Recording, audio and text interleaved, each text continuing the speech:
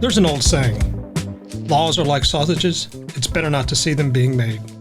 It's an old cliche to be sure, but there's something to be said about an important process that is sometimes unpleasant to watch. From the outside, voters are often perplexed by the legislative world. At times, they're left to speculate why some laws pass and some don't. Even lawmakers who are working on the inside can leave with less than satisfactory results. Certainly, party politics, competing interests, competing priorities play important roles. We see this in Washington all the time. But at the federal level, legislation moves at its own slow pace. In our state, with a part-time legislature and only 60 days to get work done, the process has its own rhythm and cadence at the start, but typically concludes with a frenetic ending. An ending that can leave you scratching your head and asking, what just happened? So, what's it like to work in the Florida legislature? How do members get their priorities and bills heard? How does a member's personal and professional backgrounds factor into the lawmaking process? On this podcast, we take a small peek into the Florida legislature by asking members to sit down for a brief conversation about who they are, where they're from, their priorities, and more importantly, what it means to be a lawmaker in our current environment. From Studio 67 in Tallahassee, I'm Eric Poole, and this is Capitol Conversations.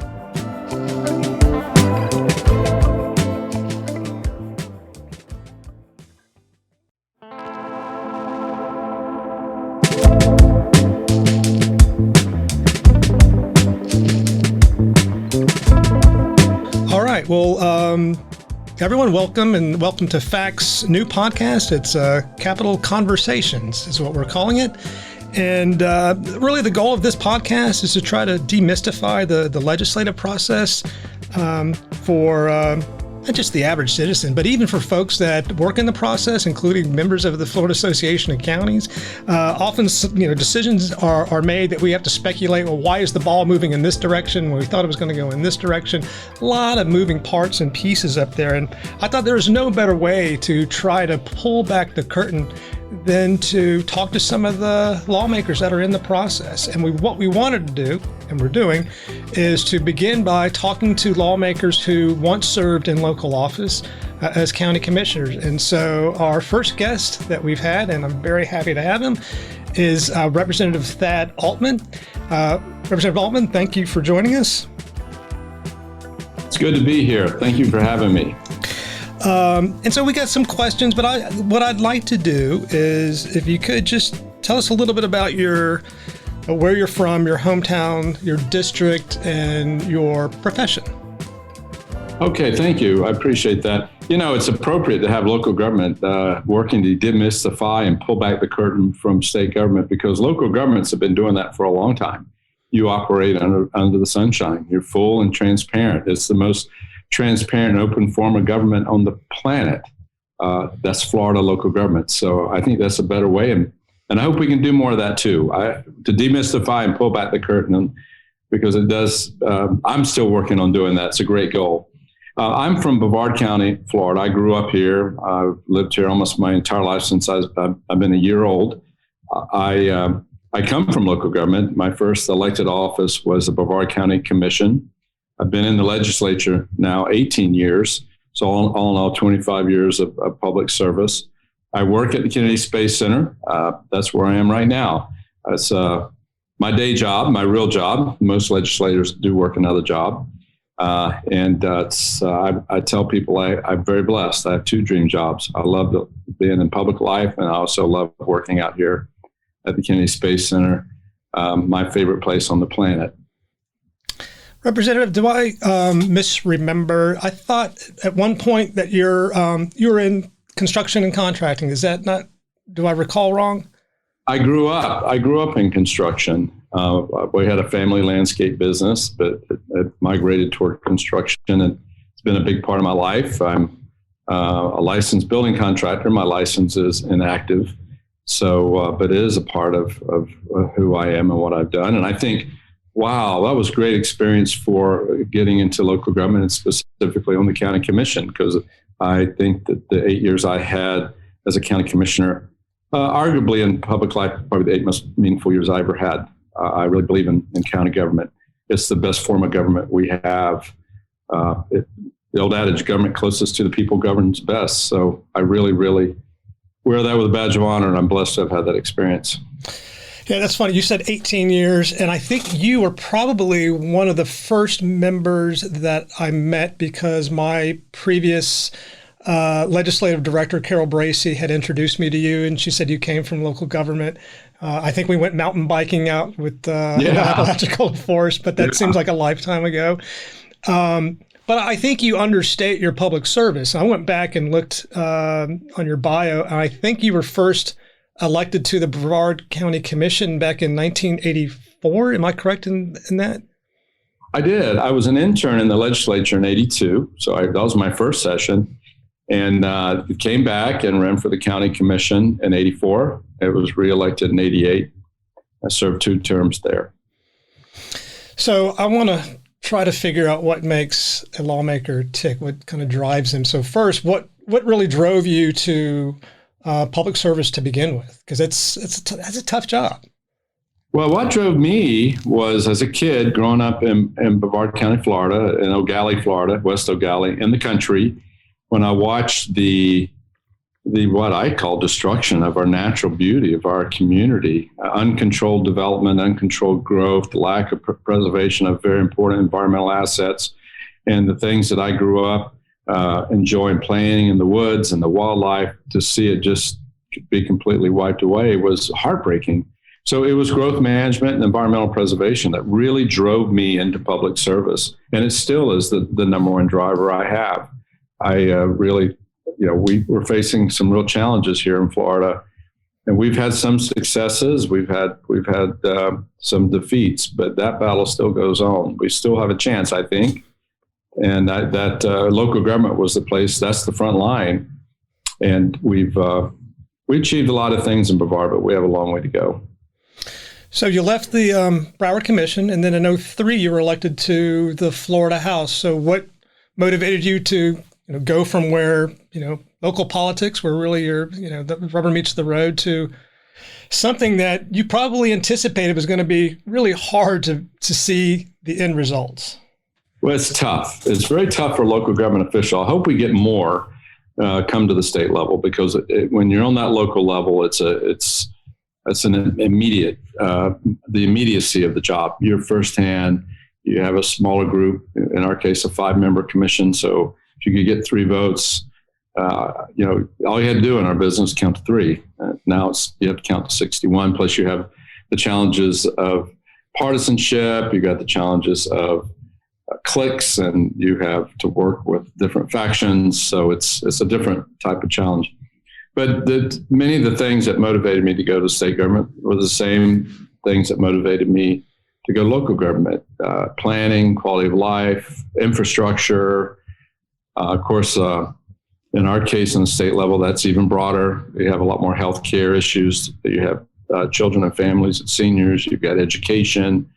It's a broad base of interest. But it was the same thing that motivated me. And I was an intern in 84. So my first experience in government was in state government, and I always had a dream of coming back. So let me follow up on that. And it's a really generic question, and you're touching on it. So what's it like to work in the Florida legislature? Oh, wow. Frustrating. The first word that comes to my mind is very frustrating. Our founding fathers really did a good job of, and I think any member, even the Senate president or the House Speaker, would probably say the same thing. It's very difficult to make things happen. Our democracy was built on a basis that required people to work together, requires consensus. And it's very, very difficult. And so when you come from, like I did, a county commission where you had a 5-member board, to where you come up to this dynamic, it is difficult. So it can be frustrating. That's the first word, but it's a frustrating process. And frankly, I think it was designed to be that way. And maybe that's good, because our system's based on some very visionary founders that saw the negative effects of unbridled power. So, I always say that, competing priorities, competing parties, that all play a big role in kind of how the sausage gets made there. But is there anything like procedurally? So, this is the second time you've been in the House. Is there anything like procedurally, because you've worked under, I think maybe three speakers, and I don't want you to call anyone out, but is there anything like you've seen from that perspective that makes your work a little bit easier or maybe more challenging? I'm sorry. I've probably worked under 6 or 8 presiding officers. I have to add them all up. There's been so many. Anything in particular that makes it challenging? I think I think there's room for improvement in our system. And I have to tell you, the 18 sessions that I've been a part of, I have seen a progression of state government. It is getting better and better and better. I've seen great improvement.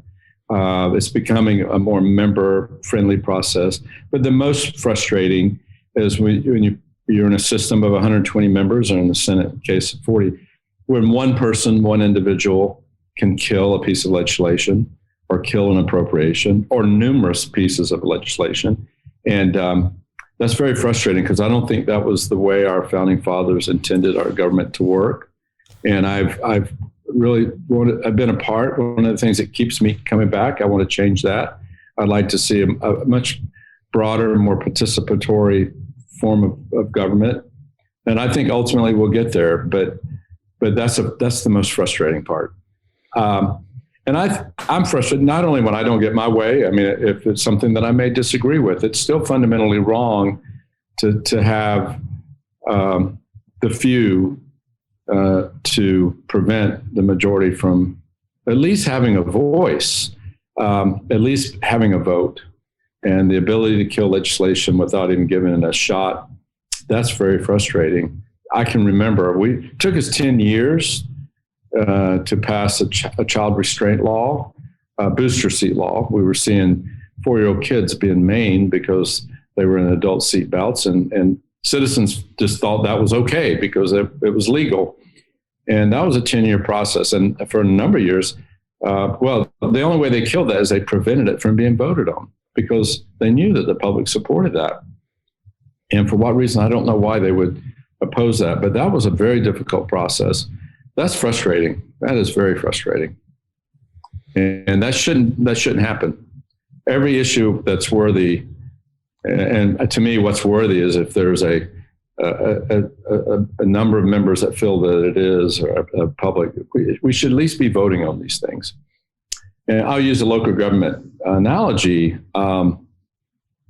When I sat on the commission, it's that way everywhere in the state. Any member at any time can bring up an item to be voted on or to be considered, or if they want to do an ordinance, they can bring that to the meeting and bring it up. Doesn't mean they'll get their way, but there's nothing obscuring that voice or that vote. So we've come a long way in the legislature, and I think we'll go further. But you're seeing more and more of that openness.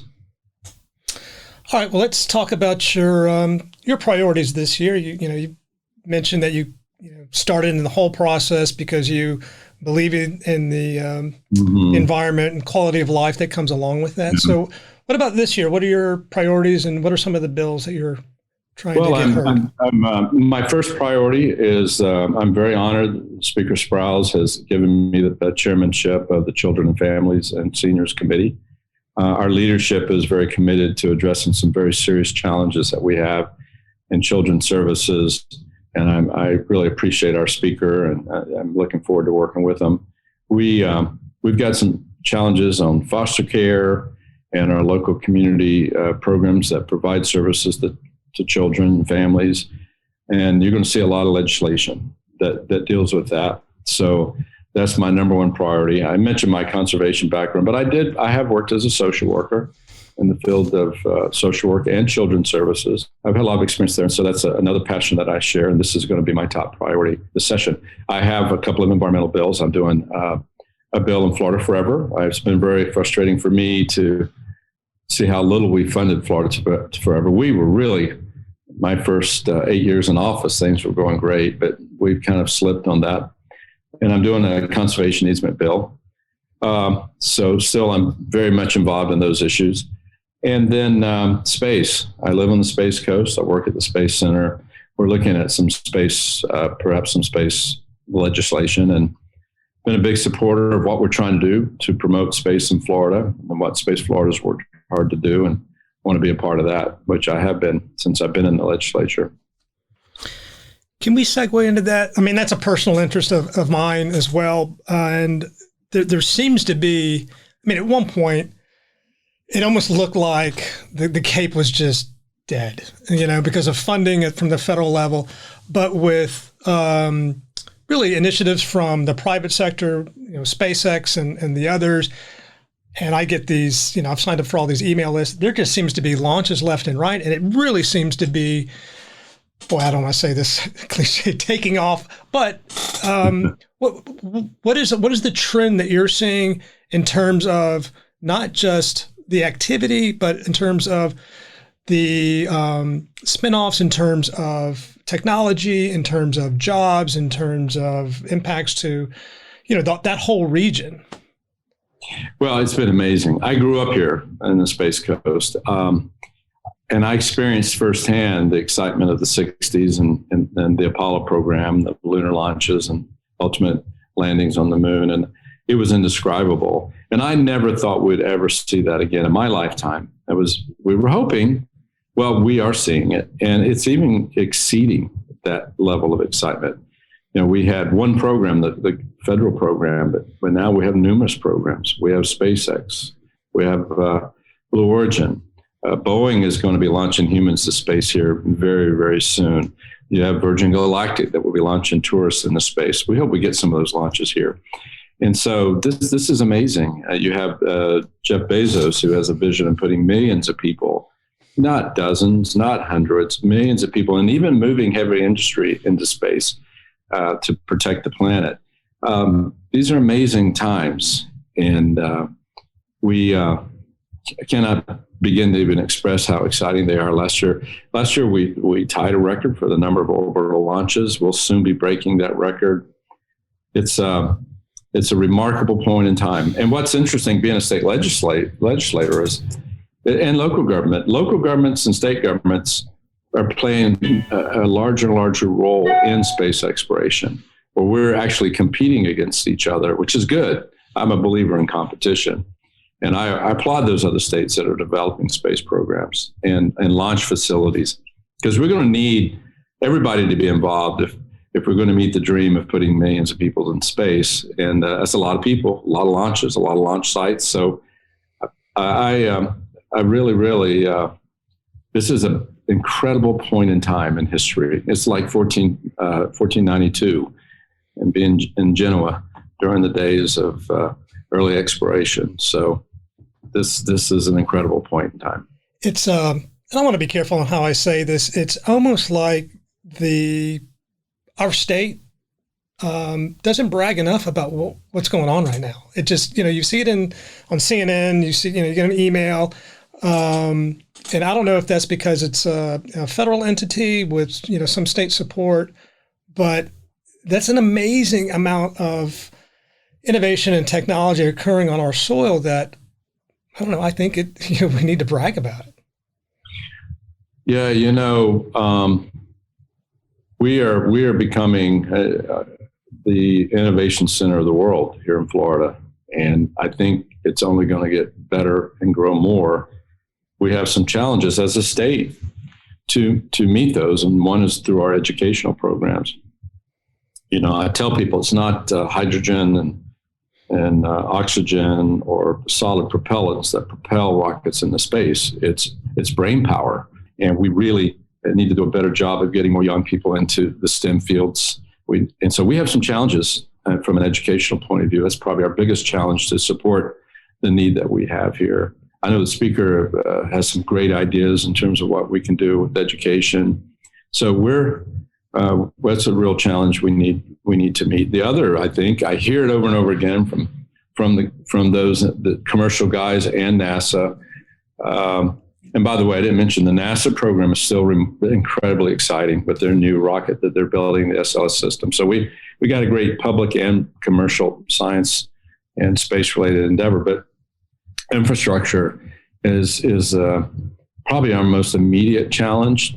And that's also what gives us an edge over other states and other countries is we have billions of dollars of infrastructure in place for launch. And some of that is aging.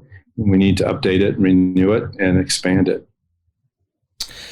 Well, let's kind of begin to wrap up, if that's okay, and we'll kind of pivot back to the mystery of the legislature. And thought I'd let you maybe talk about, for those who don't understand the legislature in the process, because after 18 years, I still don't get it all. And you said you still don't get it all. So what would you say to a constituent who doesn't understand why a certain piece of legislation passes, which we know it was fantastic, it's great, and another doesn't pass? Well, I think one thing to keep in consideration, the process moves a lot slower than, let's say, local government, even when you have need fewer people, and usually fewer special interests are at the table. That if something doesn't happen one year, don't give up. I've learned through my experience that the next session is right around the corner, and just don't give up. Keep fighting, because it takes time to build consensus. Also, there are a lot of special interests, and unfortunately, sometimes financial interest stumps public interest. And usually when things happen that are really stupid or you don't understand, it's usually because of it's usually a money issue, which is unfortunate, but that does play probably way too much of a role in all levels of government. And it plays more and more role the higher up you get. And so, and you guys, we just have to overcome that. You got to encourage people to stay involved, to keep involved. I think the other thing to understand, it is very much of a leadership process where you have 120 people, and there's a process by which all those people are corralled and focused, and leadership plays a much bigger role than it does on a local level. And to kind of understand how to work through that. And you can, because the folks in leadership, they want to do the right thing too. But that's just yet another extra dynamic. And then you got this thing called bicameralism. You got to do it once, and then you got to turn right back around and do it again twice. You got to get both chambers to agree, something local government, nobody in local government has to deal with. And that can be difficult. And there's only one state in the union, Nebraska, has a unicameral legislature. The rest of us are in this bicameral system. Again, our founding fathers want to make it difficult, pass laws, and sometimes good ideas get held hostage because they start playing this game of chicken. One side has a priority that may be different than the other. And so that is extremely difficult as well. And then we got this thing called veto that the governor has. And so once you do it once and go to the other legislative body and do it twice, then you got to turn right around and do it a third time. And hopefully the government doesn't veto what you do, which happens a lot.